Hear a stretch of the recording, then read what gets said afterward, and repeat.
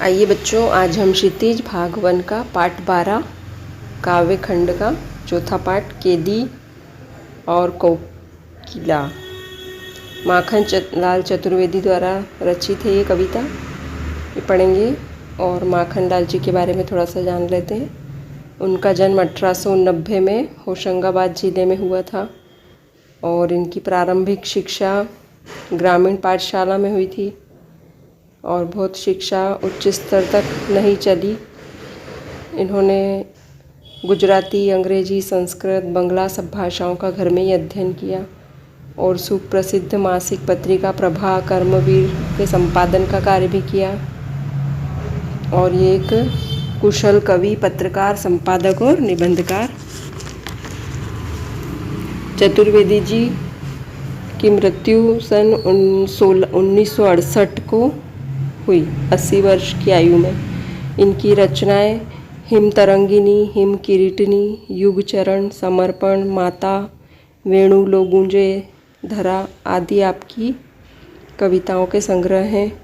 और कृष्णार्जुन युद्ध नाटक है, साहित्य देवता निबंध है, कला का अनुवाद कहानी है और इनके संस्मरण भी हैं कुछ, संतोष, बंधन, सुख, गणेश, शंकर, हिंदी तरंगिणी।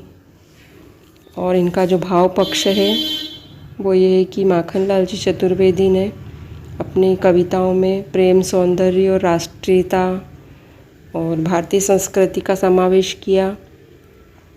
इनके काव्य में प्रेरणा, रहस्य, विद्रोह के स्वर भी व्यक्त होते हैं। इनके अंदर राष्ट्रीयता की भावना कूट कूट के भरी थी। ये साहस, जोश और बलिदान को जागृत करने वाले थे और उसी तरह की कविताएं भी लिखते थे। इनका जो कला पक्ष है उसमें आएगी कौन कौन सी भाषाएं इन्होंने प्रयोग की, छंद, अलंकार, इन सब का स्वाभाविक सौंदर्य विद्यमान था इनकी कविताओं में। और इनकी भाषा प्रवाहमयी, खड़ी बोली थी। और साहित्य में इनका स्थान प्रेम, देश प्रेम, मानवता, त्याग, बलिदान और आधुनिक काल के प्रमुख कवि हैं ये, इनका अपना स्थान है। और इन्होंने जो कविता लिखी है उसका भाव सारांश इस प्रकार है। ब्रिटिश सरकार द्वारा स्वतंत्रता सेनानियों के साथ किए जाने वाले दुर्व्यवहार और यातनाओं के को इस कविता में बहुत ही मार्मिक चित्रित किया है। कवि ने आधी रात में कोयल के स्वर सुनाई दे क्या बार बार क्या संदेश ला रही है, चारों डाकू चोरों के बीच बंद है ना, हमको ना तो पेट भर खाना दिया जाता है, न भूखे मरने दिया जाता है, हमारे ऊपर कड़ा पहरा लगा होता है। ऐसा कौन बोल रही है? कोयल, है ना। और कोयल का किसका प्रतीक माना है? जो लोग थे, जनता थी, उनका। काली करतूत की ज्वाला दिखाई दे रही है, हथकड़ियों में बंद कठोर काम करते रहते दिन भर। इनकी जो वो थी तुम्हारे अंग्रेज ऐसा बोलते थे कि तुम लोग काले हो और तुम्हारा काम भी काला है। ये रात भी काली है, मेरी काल कोठरी भी काली है और पहरेदार की हुंकार भी काली है। सब कुछ काला काला चारों तरफ था और तुम स्वतंत्र हो और मैं परतंत्र हूँ। ऐसा कौन बोल रही है? कविता। तुम मुझे यह बताओ कि ऐसी विवशतापूर्ण स्थिति में अपने प्राणों को गांधी जी के लिए क्या दूँ? प्रश्नोत्तर। कोकिल की कूक सुनकर कवि की क्या प्रतिक्रिया थी? कोकिल की मतलब कोयल की कूक सुनकर कवि ये बोल रहे थे कि क्या तुम पागल हो गई हो जो आधी रात में चीख रही हो? तुम्हें किसी जंगल की आग की लपटें दिखाई दे रही हैं क्या, जो इतनी दर्द भरी कूक रही हो? ऐसा उनकी कवि की प्रतिक्रिया थी। कवि ने कोकिल के बोलने के किन कारणों की संभावना बताई? कवि ने ये बताया कि वह रात को चीख रही है, उसने कहीं जंगल की आग लगी हुई भारी लपटें देख रही है जिसकी डर से वह चीख रही है। उसे ब्रिटिश शासन की क्रूरताओं का पता लग गया है, ऐसा संभावना बताई। प्रश्न 3। किस शासन की तुलना तम के प्रभाव से की गई और क्यों? तम मतलब अंधेरा। ब्रिटिश शासन की तुलना तम के प्रभाव से की गई है ना। ब्रिटिश मतलब अंग्रेज शासन की तुलना तम के प्रभाव से की गई है, क्योंकि जिस प्रकार अंधेरे का प्रभाव से कोई भी कुछ भी दिखाई देना बंद हो जाता है, उसी प्रकार अंग्रेज़ों के शासन में भी अंधकार छाया हुआ है। कैदियों को न भरपेट भोजन मिलता है और न उन्हें चैन से रहने दिया जाता है, उन्हें भूखे मार दिया जाता है। प्रश्न 4, कविता के आधार पर पराधीन भारत की जेलों में दी जाने वाली यंत्रणाओं का वर्णन कीजिए। कविता के आधार पर जो पराधीन भारत है, मतलब कि जो दूसरों के अधीन है हमारा भारत, अंग्रेज़ों के अधीन है, तो उसमें जेलों में दी जाने वाली जो यातनाएं थी, कैसे परेशान करते थे कैदियों को। और कैदी कौन रहते थे? हमारे भारत के स्वतंत्रता संग्राम सेनानी, उनको जेल में भर दिया जाता था। तो उन्हें छोटी छोटी सी कोठरी के अंदर ढेर सारे लोगों को रहने को दिया जाता था और थोड़ा थोड़ा सा गंदा खाना दिया जाता था, है ना। और कड़ा पहरा होता था, वे एक दूसरे से बात नहीं कर सकते थे, मिल नहीं सकते थे। लोहे की हथकड़ियाँ पहना दी जाती थी, कोलू चलवाए जाते थे, जिससे कि तेल निकलता है ना कोलू, उसमें बेल की जगह आदमियों को लगा के उनको घुमाते थे और उनके ऊपर खूब डंडे से मारते थे उनको। अगर ज़रा भी रुकते, पानी की प्यास लगती तो पानी नहीं देते थे, खूब गाली गलौज करते थे और उनके साथ बहुत बुरा व्यवहार करते थे। फिर है भाव स्पष्ट कीजिए। प्रश्न 5, मृदुल वैभव की रखवाली सी कोकिल बोलो तो। कोयल का जो स्वभाव होता है मीठे बोलने का, वो बहुत ही मीठा बोलती है कोयल, तो उस वैभव की रक्षा, मतलब जो उसके पास वो मीठी बोली रूपी धन है, उसके रक्षा के लिए रक्षा कर रही है वो दर्द से चीखने चिल्लाना, और उसका स्वभाव नहीं है, इसलिए वह टीस जो उसके अंदर भरी है उसके लिए करुण पुकार का कारण जानना चाह रहे हैं कवि। ख है, हूँ मोट खींचता लगा पेट पर जुआ, खाली करता हूँ ब्रिटिश अकड़ का कुआं। स्वतंत्रता संग्राम जो सेनानी है वो देश हित में जेल गए हुए हैं और उन्होंने भयंकर से भयंकर यातनाएं भी चुपचाप सहन की, और उनने अंग्रेज़ों की अकड़ को निकालने के लिए कड़े से कड़े काम को भी बहुत शांत करा। मतलब वो चिढ़ाना चाहते थे अंग्रेज, और ये लोग चिढ़ते नहीं थे, चुपचाप अच्छे से काम करते थे, भले कितने भी कष्ट हो उनको, और वो उसको सहन कर लेते थे। और कोलू की जगह जब उनको चलवाते थे तो वो भी करते थे वो। प्रश्न 6, अर्धरात्रि में भोजन कोयल की चीख से कवि को क्या अंदेशा है? अर्धरात्रि की चीख से कवि को ये अंदेशा है कि कोई विद्रोह के बीज बो रहा है ना, और ब्रिटिश शासन की क्रूरताओं का पता चल गया है, इसलिए उसके विरुद्ध आवाज़ उठा रहे हैं। कवि को कोयल से ईर्ष्या क्यों हो रही है?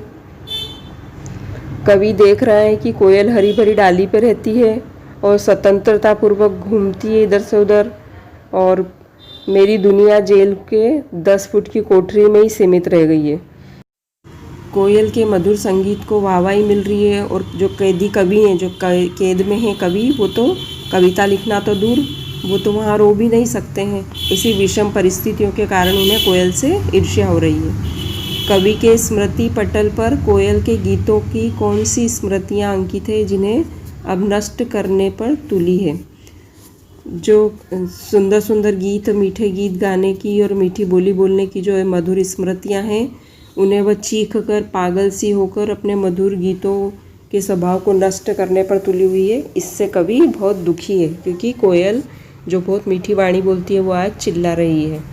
प्रश्न 9, हथकड़ियों को गहना क्यों कहा गया है? गहनों को साज सज्जा और आकर्षण के लिए पहना जाता है। स्वतंत्रता संग्राम जो सेनानी है उनके लिए यही सज्जा है, यही साज सज्जा है, इसलिए उन्होंने हथकड़ियों को जो गहना बोला है। इसी से उनकी शोभा है, क्योंकि वह हमारे देश की स्वतंत्रता के लिए लड़ रहे हैं। प्रश्न 10, काली तू एक आली, इन पंक्तियों में काली शब्द की आवृत्ति के उत्पन्न चमत्कार का विवेचन कीजिए। कालापन और बुरी नीयत, उदासी, अंधेरा, ये सब कोयल के कालेपन के लिए बताया गया है। और यहाँ काली कोकिला की बुरी नीयत, है ना, और रात का अंधेरा, अदृश्य स्थिति, बुरी नीयत वाले ब्रिटिश शासक के बुरे व्यवहार, देश में फैली हुई दुख की लहर, भविष्य की कल्पना भी निराशाजनक है। जेल में काल कोठरी भी कष्ट देती है, और वहाँ के कंबल भी काले हैं जो पीड़ा देते हैं। हाथ पैर में हथकड़ी है वो भी काली है। यह बार बार काला शब्द बंधनीयति और बदनीयती भी है, मतलब उनकी नीयत भी खराब है, अंधेरा है, बुरे दिन भी काले ही होते हैं। इस तरह से चमत्कारिक रूप से उन्होंने काली तू काली का चमत्कारपूर्ण उपयोग किया है। फिर प्रश्न 11, इस दावानल की ज्वालाएं हैं दिखी। इस पंक्ति में बहुत ही भयंकरता को व्यक्त किया है। इसमें अनुप्रास और रूपक अलंकार है। इसमें खड़ी बोली का प्रयोग किया गया है और ब्रिटिश शासक के अन्याय, अत्याचार और भारत की जनता जो त्रस्त है उसको बताया गया है, और इंसान को जीव जंतु और कीड़े मकोड़ों की तरह किस तरह मानकर उनके साथ व्यवहार किया जा रहा है। और जो दावानल जैसे वन में जो आग लगती है उस प्रकार सभी दूर ब्रिटिश जो लोग थे उनकी जो परेशानियां थी वो आग की तरह फैली हुई थी। ख, तेरे गीत कहावे वाह रोना भी है, मुझे गुनाह देख विषमता तेरी मेरी, बजा रही 30 पर रणभेरी। इन पंक्तियों में अनुप्रास अलंकार का सौंदर्य दर्शनीय है। तर्क संगत होने के कारण यह कथन अच्छा से कहा गया है और तद्भव तत्सम शब्द का सहयोग लिया गया है, इसमें प्रयोग किया गया है। प्रश्न 12, कवि जेल के आसपास अन्य पक्षियों का चहकना भी सुनता होगा, तो उन्होंने कोयल की ही बात क्यों कही? क्योंकि कवि बहुत भावुक हृदय का है और कोयल भी सहृदय और भावुक होती है, इसलिए उन्होंने कोयल को ही चहकना सुना और उसी के बारे में अपना जो भावनाएं थी उसे व्यक्त किया कोयल के माध्यम से। प्रश्न 13, आपके विचार से स्वतंत्रता सेनानियों और अपराधियों के साथ एक सा व्यवहार क्यों किया जाता है? स्वतंत्रता संग्राम सेनानी को भी ब्रिटिश शासन अपराधी ही मानते थे, क्योंकि ये उनके जो वो बोलते थे उनके काले कानून और अन्याय अत्याचार के विरुद्ध बोलते थे, इसलिए वो सब उनकी नज़र में अपराधी ही थे। और इसीलिए वो जो स्वतंत्रता संग्राम सेनानी थे उनको जो अपराधी की तरह ही व्यवहार करते थे उनके साथ। जो प्रश्न पाठ्येतर सक्रियता में दिया हुआ है उसमें जो पहला प्रश्न है उसमें ये बोला है कि पराधीन भारत, मतलब जब अंग्रेज़ों के समय का जो भारत था उस समय की जो यातनाएं बहुत ज़्यादा परेशानी करने वाली जो जेल थी उनके नाम और स्वतंत्रता संग्राम सेनानियों के नाम, वो किस जेल में थे और उन्हें कैसी कैसी परेशानियाँ दी, ये ढूंढ कर छाँट कर लिखो, है ना। ये आप खुद करना, देखना, इसमें आपको अच्छा लगेगा इसमें प्रश्न ढूंढना। और उसका बाद है स्वतंत्र भारत की जेलों में अपराधियों को सुधारक हृदय परिवर्तन के लिए प्रेरित किया जाता है। जब हमारा भारत स्वतंत्र हुआ तो अपराधियों के साथ इस तरह का व्यवहार न करके उनके साथ ऐसा व्यवहार किया कि उनको सुधारा जाए, कैसे सुधारा जाए। जिस चीज़ में उनकी रुचि होती वो सब सिखाया जाता है ना, जैसे जाता है ना, जैसे सिलाई कढ़ाई बुनाई, कपड़े धोना, साबुन बनाना और भी बहुत सारे जो छोटे छोटे काम होते हैं जिससे वो बाहर आकर रोजगार कर सकें, ऐसे काम की शिक्षा दी जाती है और उनसे अच्छे काम करवाए जाते हैं। अगर पढ़े लिखे नहीं है तो उन्हें पढ़ाया भी जाता है ना, और उनको प्रवचन सुनाए जाते हैं, अच्छे लोगों के वचन सुनाए जाते हैं। इस तरह से उनके साथ अच्छा व्यवहार किया जाता है। और जो पराधीन भारत था उस समय स्वतंत्रता संग्राम सेनानियों तक को भी बहुत बुरा व्यवहार किया जाता था।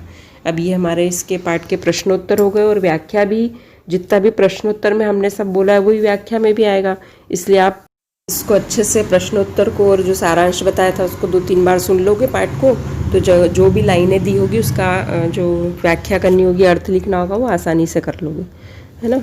और स्वस्थ रहो, पढ़ो लिखो, बढ़िया आगे बढ़ो।